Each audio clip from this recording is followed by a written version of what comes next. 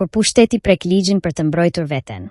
Tiranë, në demokracitë e konsoliduara, momenti kur drejtësia afrohet pranë elitës qeverisë është provë karakteri për shtetin.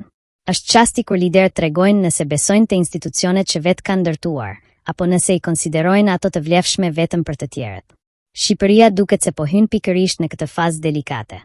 Debati i fundit mbi ndërhyrjet e propozuara në kodin penal nuk po trajtohet thjesht si reformë teknike ligjore.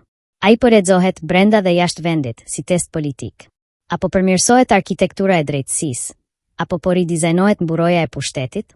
Koha e nismës është thelbësore. Hetimet ndaj zyrtarëve të lartë, intensifikimi i veprimeve të strukturave të posaçme kundër korrupsionit dhe rritja e presionit publik për llogaridhënie kanë krijuar një klimë të re politike. Në këtë klimë, çdo prekje e ligjit penal humbet neutralitetin teorik dhe merr ngarkesë politike.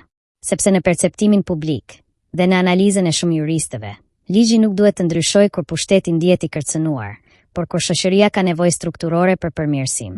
Ndarja e pushteteve në provë reale. Doktrina e ndarjes së pushteteve nuk është ceremonial kushtetues. Ajo është mekanizëm frenimi. Ekzekutivi nuk ndërhyn në hetime. Legjislativi nuk prodhon ligje për raste konkrete. Drejtësia nuk negocion me politikën. Kur këta kufi turbullohen, demokracia hyn në zonë gri.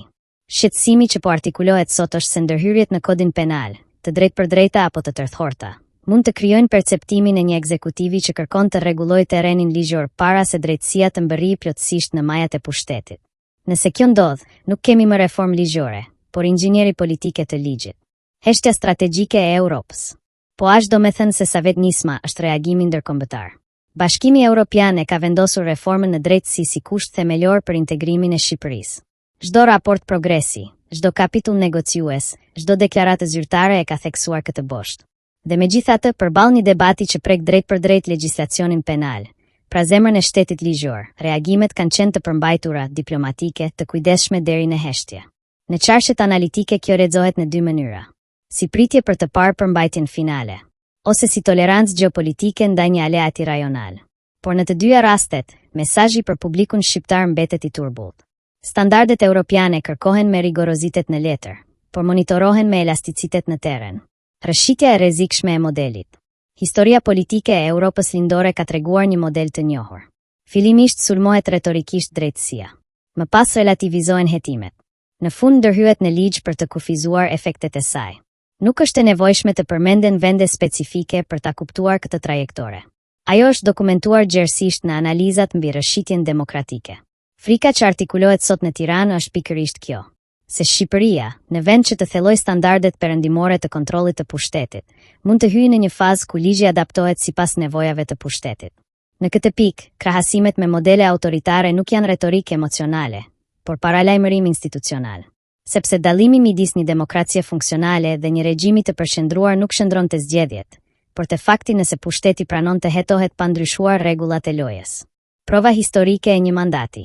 Çdo kryeministër përballet një herë në karrierë me një provë që përcakton trashëgiminë e tij politike.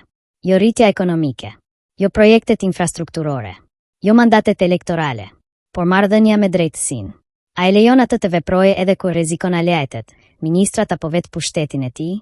Apo kërkon ta kufizojë përmes ligjit, procedurës apo presionit politik? Në këtë kuptim, debati për kodin penal nuk është teknik. Është ekzistencial për demokracinë shqiptare. Një vend në udhkrysh. Shqipëria sot gjendet mes dy trajektoreve. Njëra çon drejt integrimit evropian, ku drejtësia forcohet edhe kundër pushtetit. Tjetra drejt një modeli ku pushteti forcohet kundër drejtësisë.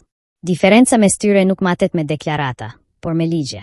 Dhe ligjet në këtë moment janë pikërisht fusha ku po zhvillohet betejë reale për të ardhmen institucionale të vendit. Sepse në fund, pyetja nuk është më politike. Është historike. A do të kujtohet kjo periudhë si momenti kur Shqipëria e cimentoi shtetin ligjor, apo si koha kur pushteti, i friksuar nga drejtësia, vendosi të rishkruajë vetë kufijtë e saj?